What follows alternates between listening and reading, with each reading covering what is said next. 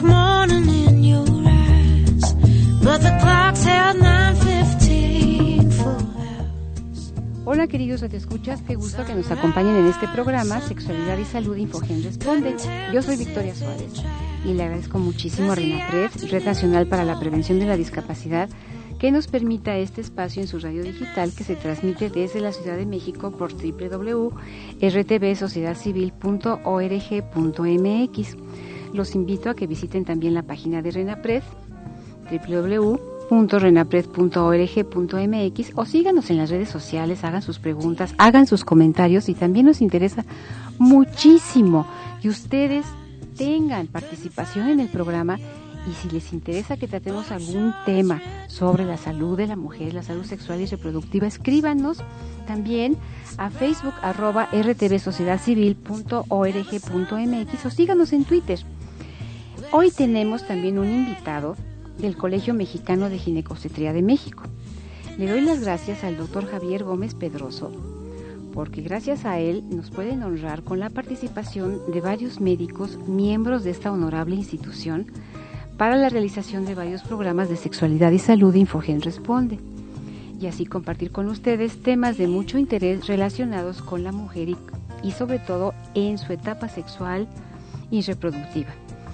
Hoy tenemos el privilegio de contar como invitado al doctor Víctor Manuel Escobar Galván, a quien le doy la más cordial bienvenida. Doctor Víctor Manuel, muy bienvenido sea usted.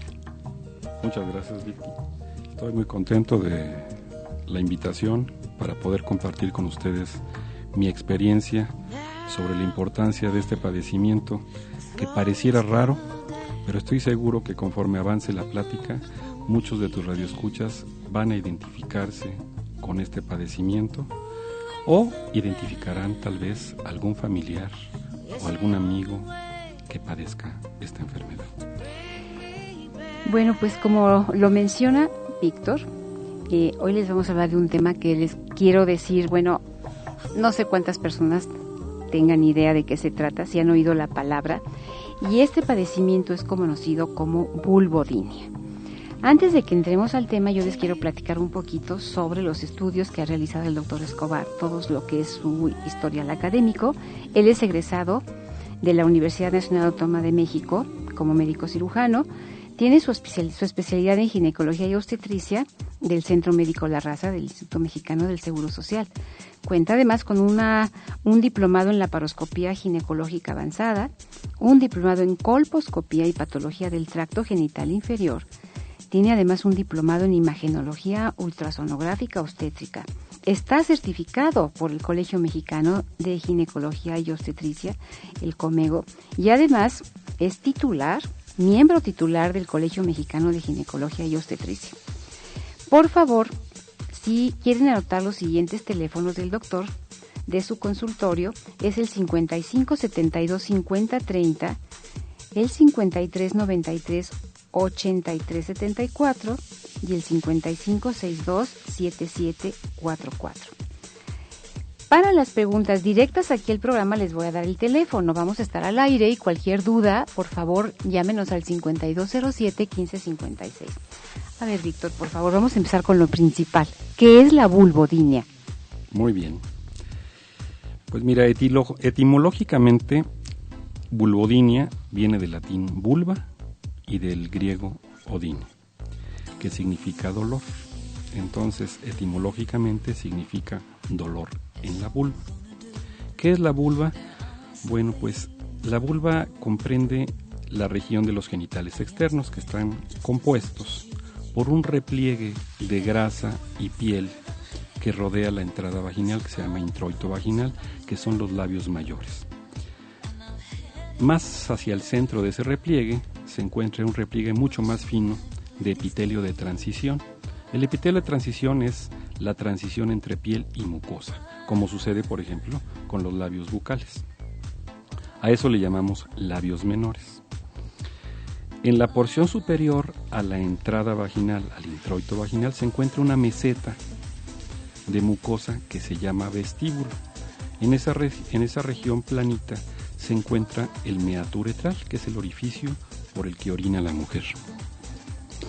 También tiene salida, 2 pequeñas salidas de glándulas que liberan moco lubricante. El nombre de las glándulas es de Skene, pero el nombre no importa. Hacia abajo, hacia arriba, más hacia arriba, se encuentra en la confluencia de los labios menores el clítoris, que es el órgano eréctil, donde tiene una cantidad de fibras sensibles, condensadas para la estimulación sexual, y su capuchón, que se llama prepucio. Y hacia abajo del introito se encuentra el espacio entre el ano y el introito vaginal, que se llama perineo, y es otro sitio donde se puede localizar dolor en esta enfermedad. Esa es la vulva. Sin embargo, también la vulvodinia puede cursar con dolor vaginal, y entonces incluye las 4 paredes vaginales, es decir, la pared superior, inferior y laterales.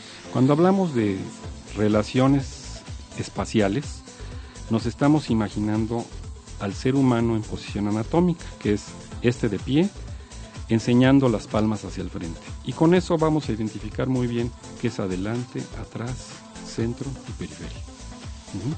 Bueno, entonces a eso se refiere el origen etimológico. Como tal, la vulvodinia puede ser definido como un síntoma o una entidad, una enfermedad en sí. Entonces, como un síntoma, el dolor vulvar puede ser secundario a una infección, a un traumatismo, a un tumor, etc.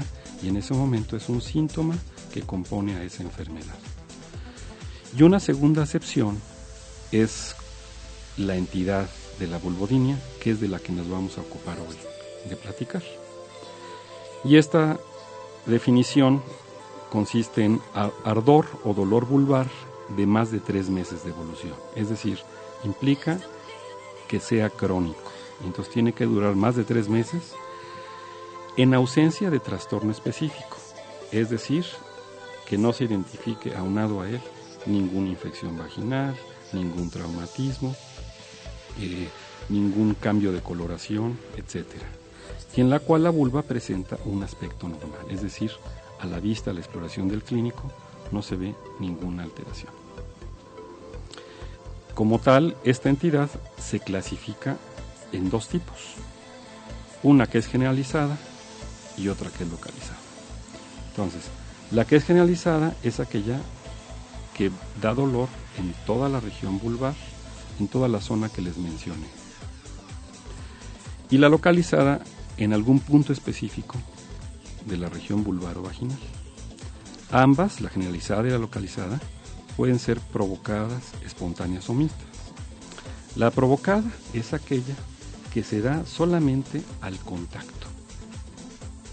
Y el contacto, pues, más frecuente es la relación sexual. Sin embargo, puede ser también al contacto de alguna actividad deportiva, como la equitación, como andar en bici, en motocicleta, etc. O puede darse también por estar mucho tiempo sentado o mucho tiempo en una posición que ejerza presión en esa región. Esto le llamamos provocada, siempre y cuando desaparece ese estímulo, la molestia desaparece. Y espontánea, cuando ésta se presenta sin que haya ningún estímulo aparente, se presenta en forma continua. Puede ser mixta, el caso de una vulvodinia espontánea que se presenta todo el tiempo, pero cuando hay contacto se exacerba. Digamos que esta sería la peor. Tanto generalizada y localizada pueden ser provocada, espontánea y mixta. Esa es la clasificación actual de lo poco que desgraciadamente se ha estudiado este padecimiento. Doctor, estamos hablando de, digamos que es un padecimiento nuevo. Bueno, no es muy antiguo en la cuestión de sus reportes oficiales. Seguramente es muy antiguo en su padecimiento. Los primeros reportes que se tienen son en el siglo antepasado. En 1889, un médico apellidado Skene lo describió como una excesiva sensibilidad vulvar. Y 2 años después, el doctor Thomas lo describió como un aumento en la sensibilidad de las fibras nerviosas de esa región. Pasaron varios años y en 1928 Kelly describió casos de pacientes que tenían dolor con las relaciones secundario a un determinado punto vaginal. Después de eso, pasaron más de 50 años sin hacerse ningún reporte oficial. Hasta que en 1976, la ISSBD lo llama síndrome de ardor vulvar. Ese es el primer nombre que llega a tener este padecimiento, síndrome de ardor vulvar. La ISSBD significa Asociación Internacional para el Estudio de las Enfermedades Vulvovaginales, lo cual quiere decir que en estos 50 años que pasaron, tampoco estuvimos de ociosos o estuvieron los científicos de ociosos en este tema, sino que simplemente había demandas probablemente de otros padecimientos vulvares en los cuales no se establecía un consenso, y hasta ese momento se estableció en ponerle un nombre a esta entidad. La ISSBD se llama así por sus siglas en inglés, International Society for Study of Vulvovaginal Disease. Esta asociación le dio seguimiento al padecimiento y en 1983 nace el nombre de vulvodynia por esta misma asociación. Entonces, en 1983, por primera vez, se establece o se acuña este nombre. Entonces, respondiendo a tu pregunta, pues fue hasta 1983 que se conoce el padecimiento como vulvodynia. Entonces, es relativamente nuevo como concepto. Ahora, Víctor, ¿qué tan común es este padecimiento? Bueno, sí es común. Pareciera que no, pero según las estadísticas que tenemos, no parece ser tan ¿cómo se dice?, tan poco frecuente. Quería comentarte antes de que termináramos que en el 1985 lo clasificaron la vulvodynia como diestesia vulvar y vestibulitis vulvar, o sea, por dónde se localizaba el dolor vulvar.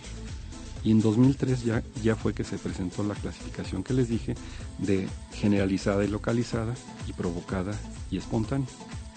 Eso es importante porque hasta 2003 es como se conoce.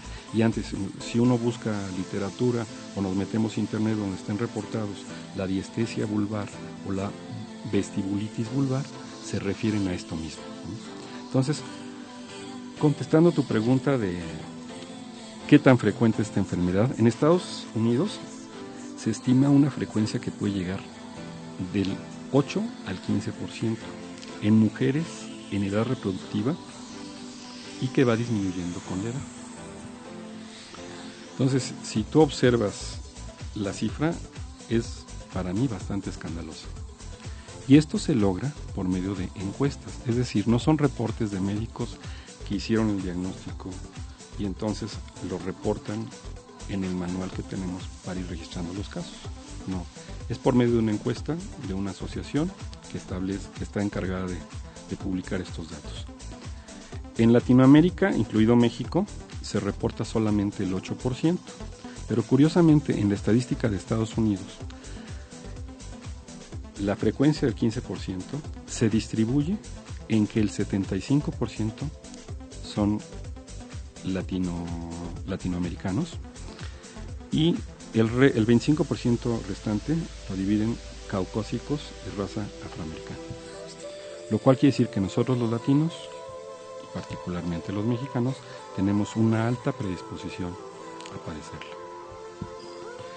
Entonces, esto es importante, pero otro dato importante es que el 60% de las pacientes en Latinoamérica no acuden al médico. Y entonces estos datos se obtuvieron también por encuesta. Y entonces el grupo de edad más frecuente es entre los 20 y los 35 años. Esa es, en grandes rasgos, la frecuencia que nos puede importar para que nosotros podamos remarcar la importancia de este padecimiento. Víctor, ¿por qué razón creen ustedes que las mujeres no acuden al médico? Bueno, la razón es la falta de información y tal vez la falta de respuesta de nosotros los médicos a la necesidad del paciente. Entonces, si nosotros acudimos con el médico le dice al paciente: tú tienes esta enfermedad, vamos a darte tratamiento, regresamos porque persiste la molestia, el doctor realiza cultivos y hace un examen clínico y dice: no tienes nada, doctor, pero me sigue doliendo. Bueno, pues déjame mandarte al psicólogo o al psiquiatra. Muchas de estas respuestas pueden ser contribuyentes a que el paciente no acuda al médico. Y otra es la falta de información.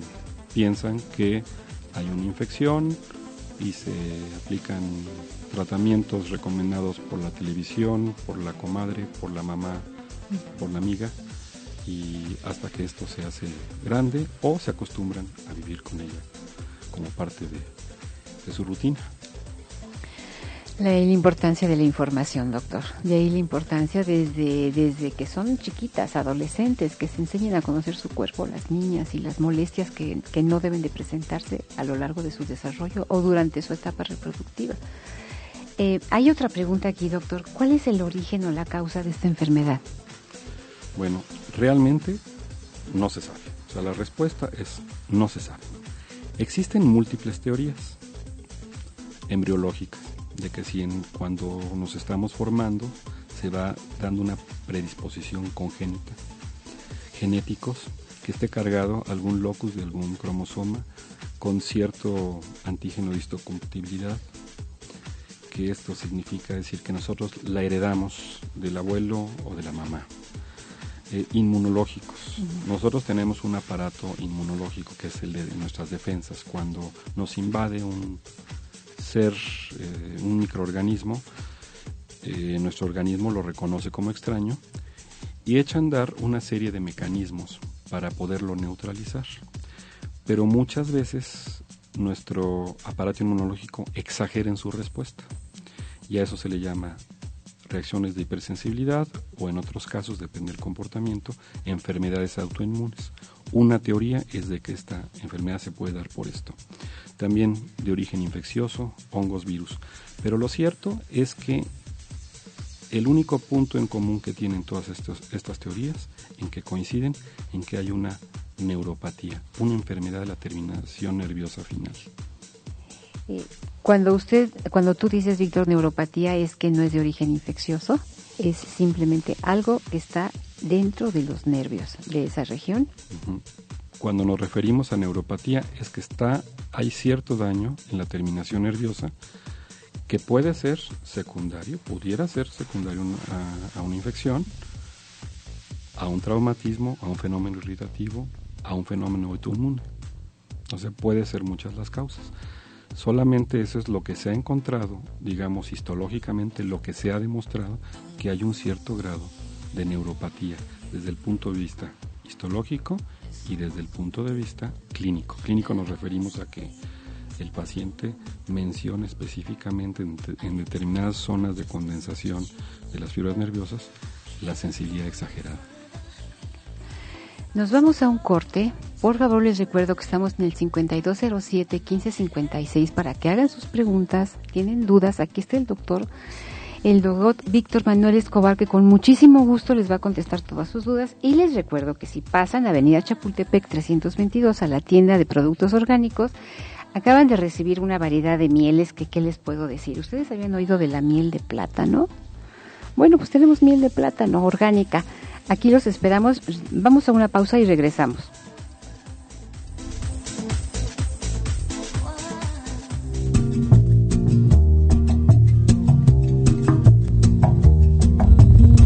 Estás escuchando Sexualidad y Salud. Infogen responde por RTVS.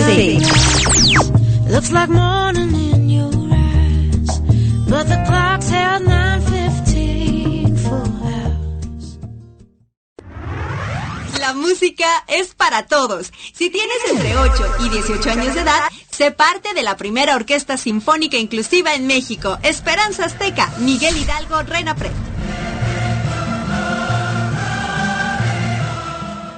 Asiste a las audiciones de lunes a viernes de 4 a 8 p.m. en la Escuela Primaria Jesús Sotelo Inclán, ubicada en calle Acción Social número 31, Unidad Habitacional Mirasol, Delegación Iztapalapa. Para mayor información, contáctanos por Facebook como Esperanza Azteca Miguel Hidalgo RENAPRED o visita nuestra página www.renapred.org.mx.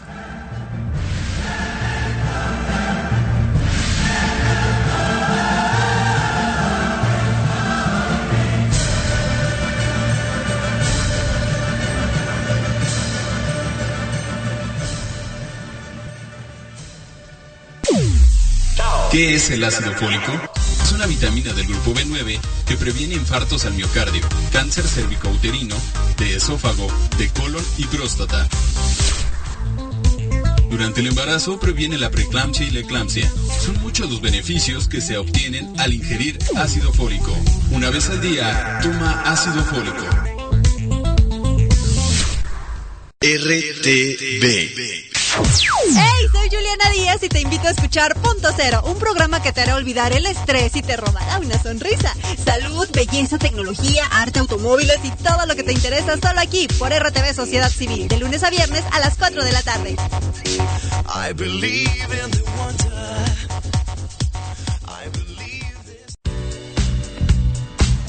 Berry's Club te paga la consulta.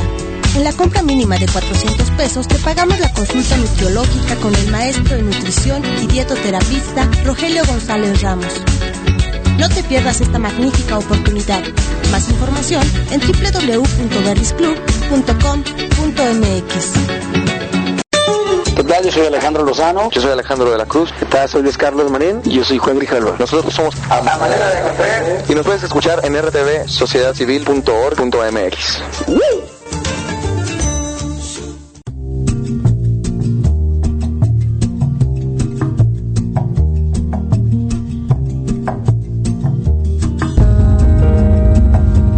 Estás escuchando Sexualidad y Salud. Infogen responde por RTVSC.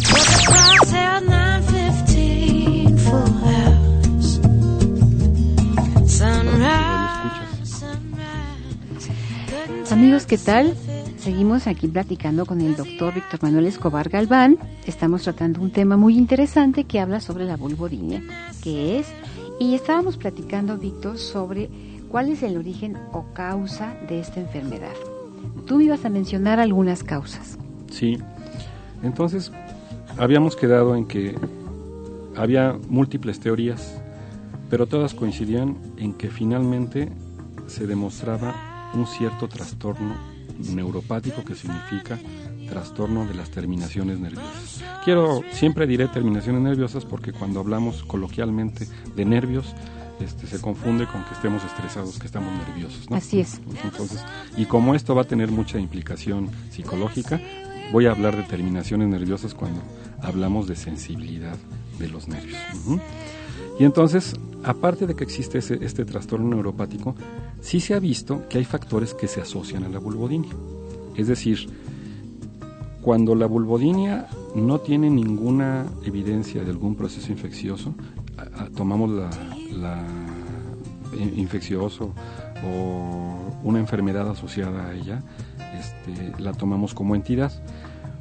Pero en muchas ocasiones comenzó una enfermedad como una infección y posterior a esto se quitó la infección y el dolor sigue, y entonces la infección fue el gatillo desencadenante para que se produjera ya esta enfermedad y desgraciadamente se quedara por un tiempo prolongado. Factores como estos son la candidiasis vaginal. ¿Qué es la candidiasis vaginal? Es una infección vaginal por hongos. La paciente pues lo puede reconocer porque es generalmente un flujo blanco, pero es un flujo blanco no homogéneo, un flujo blanco con grumitos como el queso cottage, como la leche cortada, y que generalmente se asocia a que les da comezón cuando tienen ese flujo. Esto se ha visto que puede desencadenar, cuando esta enfermedad es repetitiva, como gatillo desencadenante de la vulvodynia. Hay infecciones vaginales por otros gérmenes, como las bacterias o parásitos. Entre las bacterias, el más frecuente es una bacteria que se llama Gardnerella vaginalis, que produce una enfermedad que se llama vaginosis bacteriana. Y esta consiste en que las pacientes por alguna causa toman un antibiótico y entonces esto barre con la flora vaginal que se encuentra equilibrando el pH de la vagina. En la vagina existen los lactobacilos, que se llaman así porque producen ácido láctico y eso mantiene el pH ácido en la vagina. Al mantenerse el pH ácido, impide que haya replicación de otras bacterias, de otros gérmenes, y además sirve para activar las enzimas que rompen el coágulo en que vienen inmersos los espermatozoides, tanto ayuda a la fertilidad. Entonces, si una paciente toma antibióticos, puede barrer con su flora vaginal y entonces venir una infección, una superinfección como la vaginosis bacteriana. ¿Cómo se caracteriza esto aparte del antecedente de la toma del antibiótico? Bueno, es un flujo grisáceo intermitente y un olor característico a pescado, que le llamamos nosotros desaminación. Cuando el flujo es blanco, homogéneo o transparente, que en ocasiones llega por oxidarse en la pantaleta de color amarillento, consideramos esa secreción normal. Pero las secreciones que mencioné deben de hacer que la paciente visite al médico. Hay otros factores que se han mencionado, como una dieta rica en calcio, que se asocia a que se formen cristales de oxalato de calcio que irritan las vías urinarias, y esto se ve asociado con una cierta frecuencia a la vulvodynia. La aplicación de irritantes como el benzal, los talcos, las lociones, los perfumes, el mismo lavado excesivo en la vulva puede generar este tipo de problemas. La morbilidad psicosexual pudiera ser una consecuencia de la misma enfermedad, pero también puede llevarla a ella. ¿Por qué razón? Porque hay pacientes que tienen ciertas variaciones un poquito enérgicas en la relación sexual que pueden condicionar la inflamación de esa región, como el utilizar juguetes sexuales, el manipularlos en una forma demasiado enérgica que hace que esta región se inflame, y esto puede desencadenar después de cierto tiempo la vulvodynia. Y otras enfermedades autoinmunes, es decir, pacientes que padecen dermatitis atópica, que era antes la famosa neurodermatitis, o el síndrome de Sjögren, que son personas que no generan lágrima por autoanticuerpos, o el lupus eritematoso, o la misma cistitis intersticial. Eso es otra enfermedad autoinmune que se ve asociada frecuentemente a esta enfermedad. Y las causas específicas, como el herpes genital, traumatismos vulvares, complicaciones en la episiotomía, que es el corte que hacemos en el parto, si no se afronta bien, esto puede generar fricción excesiva durante las relaciones y ser un gatillo desencadenante para el dolor. La elongación del nervio pudendo durante el parto, es decir, a veces se elongan por la aplicación de forceps y este nervio queda inflamado y puede ser un gatillo desencadenante para que esto se dé. Pero son causas o factores que se dan solamente como desencadenantes, no quiere decir que sea la causa de esta enfermedad. A ver, Víctor, aquí hay otra pregunta. ¿Cómo puede saber uno si está padeciendo la vulvodynia? Muy bien. Antes de contestarte la pregunta, yo traje preparado un test para que tu radioescuchas, contestándolo, sepan si tienen alto riesgo de estarla padeciendo. Perfecto. Entonces, es muy sencillo, no tienen que utilizar papel y lápiz, porque la respuesta a las preguntas es sí o no. Pueden contar los sís o los nos, y al final les digo la forma de evaluarlo. Bueno, la número 1 es: ¿ha sido tratada por infecciones vaginales y persiste el dolor a pesar de que los tratamientos terminaron? ¿Sí o no. La número 2. ¿Has padecido repetitivamente de infecciones urinarias y vaginales? ¿Sí o no? 3. ¿Te pasó que fuiste al doctor quejándote de infección vaginal y los análisis determinaron que no tienes infección? 4. ¿Empezaron tus síntomas después de una caída, trauma pélvico o cirugía cercana en la región genital? 5. ¿Sufres de alergias o problemas dermatológicos? 6. ¿Te han diagnosticado cistitis intersticial, fibromialgia o alguna enfermedad autoinmune? 7. ¿Estás experimentando un declive en tu deseo sexual por temor al dolor? 8. ¿Estás deprimida o estresada por tu desempeño sexual? 9. ¿No toleras los tampones? 10. ¿Consideras que tus relaciones sexuales siempre han sido dolorosas debido a tu estrechez vaginal desde que la iniciaste? 11. Cuando visitas a tu ginecólogo le solicitas que utilice el espéculo más pequeño porque su aplicación te es muy dolorosa. El espéculo es el pato que utilizamos para separar las paredes vaginales cuando tomamos el Papa Nicolau. Y número 12. ¿Tu actividad diaria provoca que tengas que postergar el momento de orinar excesivamente? Bueno, entonces cuenten sus respuestas y si contestaron sí al menos a 4 preguntas, entonces es probable que padezcas vulvodynia o estés en riesgo de padecerla. Bueno, pues ya escucharon al doctor Víctor Manuel Escobar. Por favor, si tienen preguntas, comuníquense, nos vamos a ir a una pausa y regresamos.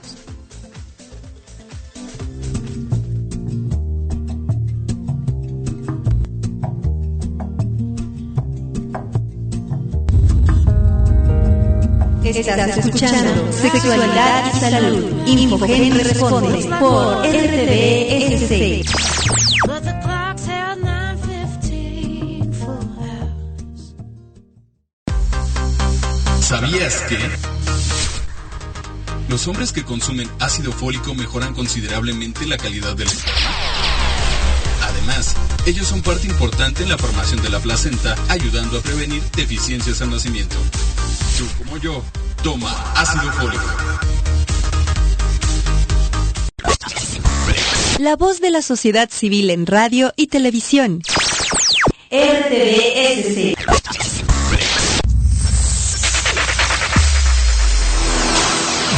Hola amigos, soy Claudio Lafarga y los invito a escuchar RTV Sociedad Civil a través de www.rtvsociedadcivil.org.mx. Recuerden que la sociedad civil está alzando la voz.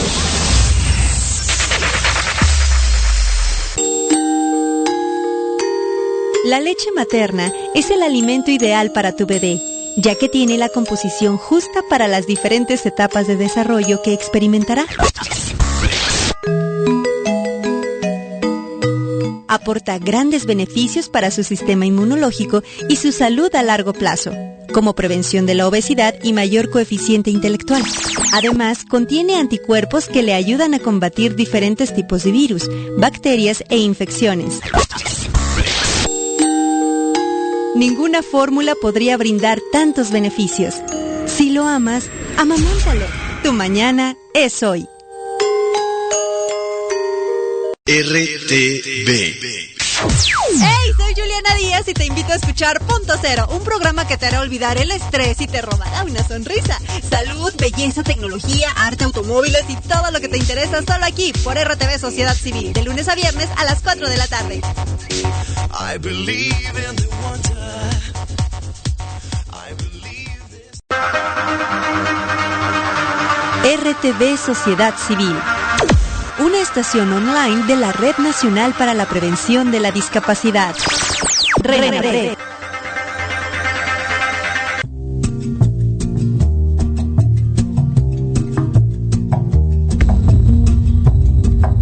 Estás escuchando Sexualidad y Salud. Infogénea responde por RTVSC. It's like morning but the clock's held 9:15 full hours. Sunrise, sunrise, couldn't tempt us if it tried. Ya estamos de regreso aquí en Sexualidad y Salud. Infogen responde con el doctor Víctor Manuel Escobar y estamos hablando de vulvodynia. Víctor, estábamos platicando de cómo podemos saber si uno la padece. Muy bien. Entonces, ya contestamos ese test. Y ahora voy a contestar cómo identificarla. Tiene mucho que ver con las preguntas que hice en el test. Pero como platicamos desde el principio, la característica de la vulvodynia es un dolor vulvar, vaginal o vestibular, que puede ser continuo o solo al contacto o una combinación de ambos, y que dura más de 3 meses. Y si nosotros examinamos, no tenemos ninguna alteración, no está inflamado, no está enrojecido, no hay ninguna causa aparente de esto. Eso es la vulvodynia. Entonces, ¿qué síntomas se pueden asociar a esto? Y lo cual nos haría descartar que es vulvodynia. Puede aparecer lo que comentamos de factores gatillo, que son flujo blanco grumoso, flujo grisáceo intermitente con olor a pescado, flujo verdoso fétido. Fétido significa olor a pudrición, a descomposición. Erupciones vulvares vesiculosas que nos harían pensar en un problema de herpes, enrojecimiento externo, una dermatitis por contacto, algún irritativo o inflamación traumática o tumoral. Hay un tumor muy frecuente que se llama quiste de Bartolín. Bartolín es el médico que le puso el nombre a esas 2 glándulas de moco que están a los lados del introito vaginal, que es la entrada. A veces estas glándulas, por una partícula de polvo y grasa, se taponean y su contenido se va acumulando, haciéndose una tumoración de 5 a 10 centímetros que llega a ser dolorosa. Si en este caso la paciente tiene vulvodynia y tiene este tumor, bueno, es muy explicable, no quiere decir que tenga la vulvodynia como entidad, sino como un síntoma de esto. Entonces eso va a ser lo que va a caracterizar la vulvodynia: dolor que dura más de 3 meses y que no tiene causa aparente. Este puede ser ardoroso o sordo.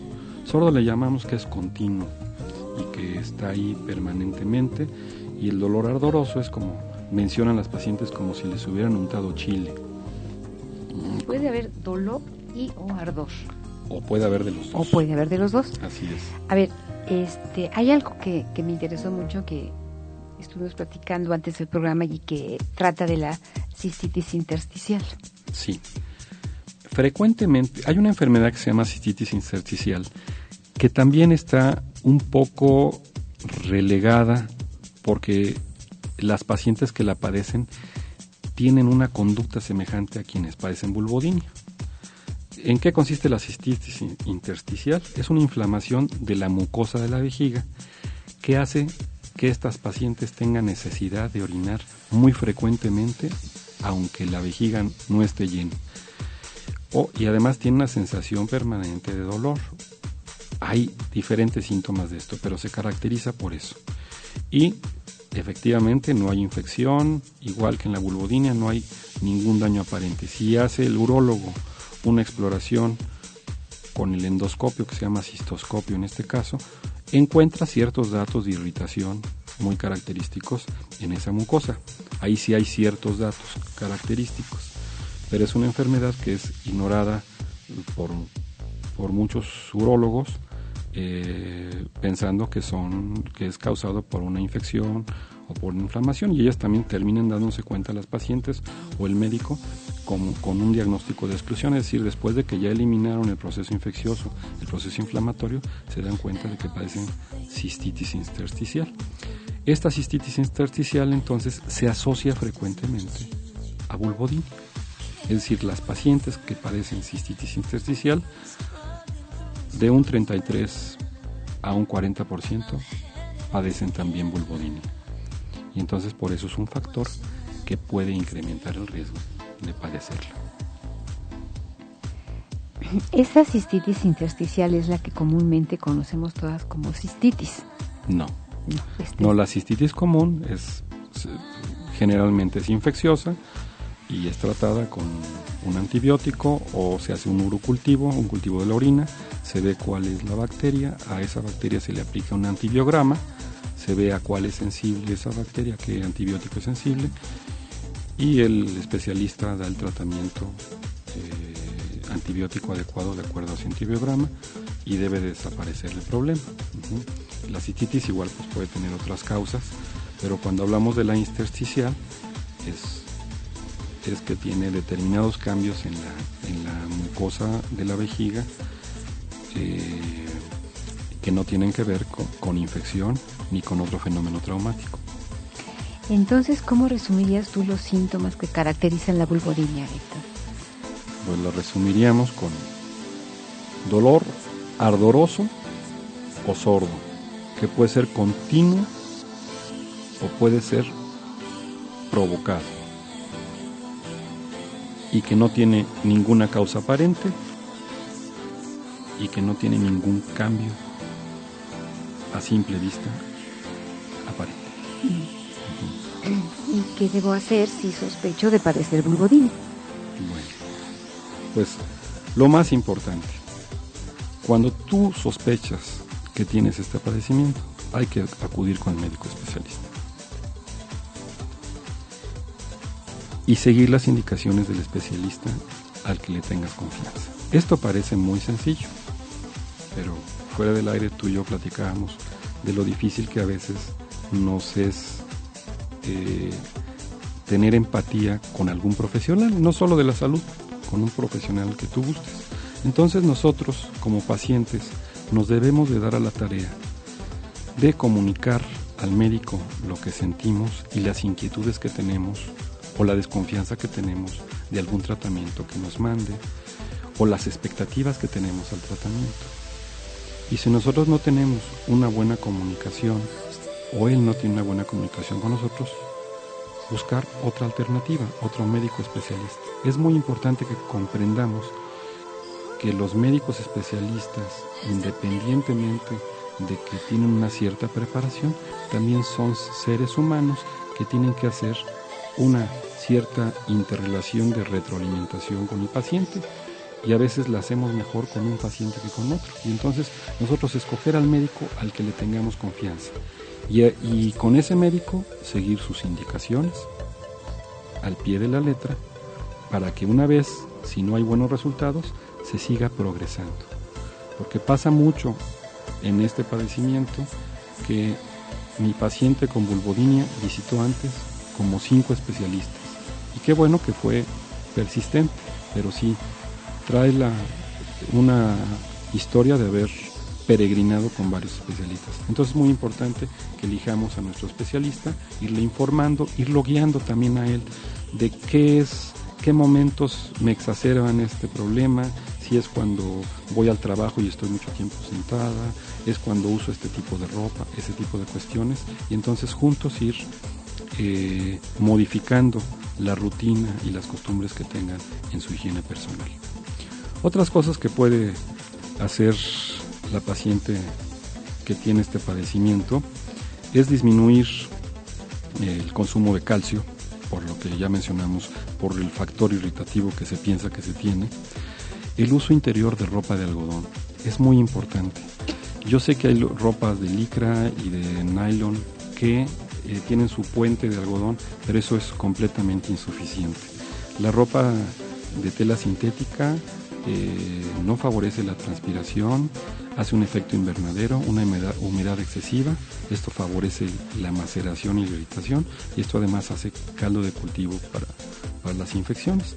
Actualmente la ropa interior de algodón es muy sugestiva, hay muy buenos diseñadores. Antes me costaba más trabajo recomendarla porque la mejor ropa era de licra y de nylon. Ahora no, ahora hay los mejores diseñadores se basan en la ropa de algodón. El uso de ropa exterior holgada, es decir, si ustedes están teniendo este tipo de problemas, les va a favorecer mucho utilizar el vestido, sobre todo en épocas de verano, en épocas de calor. Pero si hay que usar pantalones por la actividad, bueno, hacerlo con pantalones holgados que no ejerzan presión sobre la región vulvar. Eso es importante. Dormir sin ropa interior. Quizá la educación que tenemos de nuestra familia sea el que lo tengamos que hacer con ropa interior, pero si esto es posible, lo experimentan y además tienen una buena respuesta, bueno, no hay ningún problema desde el punto de vista médico el dormir sin ropa interior. El uso de toallas sanitarias, preferentemente de algodón. La mayor parte de las toallas sanitarias comerciales tienen materiales sintéticos que en algunas personas causan cierta reacción. Y las personas que tienen hipersensibilidad, esa reacción la podemos multiplicar por 3, por 4, por 10. Entonces, buscar aquella marca que nos funcione más. Y podemos hacer una toalla sanitaria casera, que es desenvolver una gasa, poner la cantidad de algodón que nosotros consideremos para el flujo mensual y volverlo a envolver. De esta manera el algodón no se despeluza, pero no hay ningún material sintético que esté en contacto con la vulva. Víctor, nos vamos a un corte, nos está dando una cantidad de información muy bonita, muy importante, y regresamos en un momento. Yo ya me voy a apurar, ¿eh? Ya vamos acá.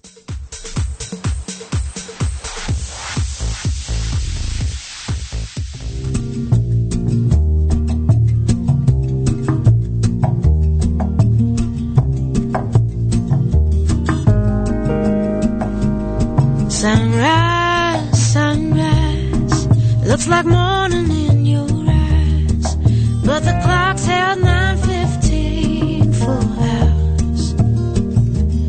Sunrise, sunrise, couldn't tempt us if it tried, 'cause the afternoon's already come and gone. And I said, ooh.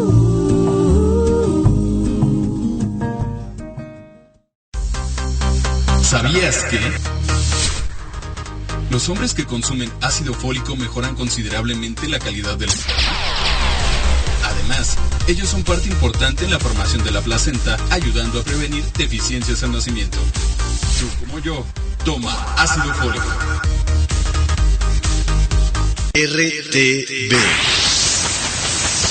Sensaciones de amor van y vienen de ti, por dentro, por fuera, de repente los latidos se aceleran. Nacimiento prematuro. ¿Cómo, cuándo y qué debemos hacer?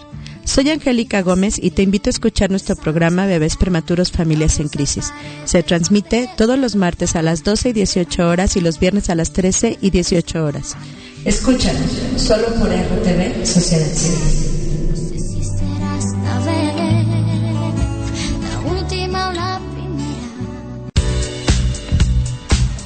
Berry's Club te paga la consulta. En la compra mínima de 400 pesos te pagamos la consulta nutriológica con el maestro de nutrición y dietoterapista Rogelio González Ramos. No te pierdas esta magnífica oportunidad. Más información en www.berrysclub.com.mx. RTVSC. Comprometidos con la sociedad. Estás escuchando Sexualidad y Salud. Infogen responde por RTVSC.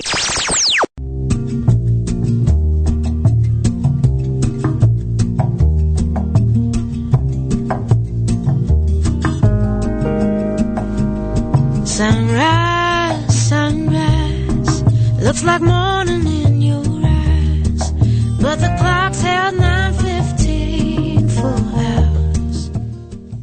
Ya estamos de regreso aquí en Sexualidad y Salud, Infogen responde, y contamos con unos minutos todavía para darles consejos muy importantes a todas las mujeres. Víctor, estábamos platicando de todas estas medidas para disminuir el riesgo de padecer la vulvodinia, y el último capítulo que tocaste fue en lo de las toallas sanitarias en caso necesario, que se me hace además muy fácil. Es un remedio que no cuesta, que todo el mundo lo puede hacer. Sí. Entonces, ese es un factor que va a contribuir a que no haya un contacto con un material sintético en la región vulvar. Otros materiales sintéticos que utilizan frecuentemente las pacientes son los lavados vaginales. El famoso antiséptico que venden en las farmacias, que tiene mucha fama pero sirve para muy poco. Entonces, actualmente existen los shampoos de higiene íntima que tienen lactobacilos para no alterar la flora vulvar. Esos son recomendables, más yo recomiendo particularmente que si no hay necesidad, su aseo lo hagan con agua simple y su jabón corporal sea lo más neutro en pH posible. A veces los jabones neutros no son tan neutros, ¿no? Entonces ustedes tienen que probar entre los jabones blancos, los menos perfumados, y los jabones neutros para su uso corporal, el utilizarlos, porque de todas maneras escurre por esa región el agua, pero no hay que frotar esa región con los jabones, sino simplemente hacer el aseo con agua simple. Eso es lo más recomendable. No hacer aseo vaginal normalmente no es necesario, pero hay pacientes que son muy escrupulosas y que les gusta hacerse aseo vaginal. Bueno, si lo hacen con agua simple, no vinagre, no benzal, no ningún tipo de antiséptico, por lo que mencionamos, altera el pH. Los perfumes, los talcos, todos pueden ser factor irritativo para la vulva y generar poco a poco esta dolencia. Entonces lo ideal es aceptar nuestros aromas como normales. Dijimos que hay aromas que no son normales, pero a veces hay pacientes que no aceptan su aroma de su sudor. Bueno, pues habrá que hacer aseos con agua simple, nada más. Y de esta manera va a mejorar muchísimo la calidad de vida las veces que visite al médico quien padece vulvodynia. Evitar obviamente el uso de pantimedias, hace el mismo efecto que invernadero que hacen la ropa interior del licra. El uso de lubricante durante las relaciones sexuales. Aquí penetramos a la relación sexual y ahí tenemos que tener muchos cuidados. Y esos cuidados no tienen que hacer la relación rígida. El primer cuidado que debemos de tener es comunicación con la pareja. Yo te comentaba, Vicky, que algunas de mis pacientes llegan a tomar esta enfermedad con una responsabilidad muy admirable, llegan a controlarlo y a mejorar mucho su calidad de vida con los cuidados que hemos mencionado. Pero en cuanto encuentran a su pareja sexual, esto se derrumba y vuelven a sufrir. ¿Por qué razón?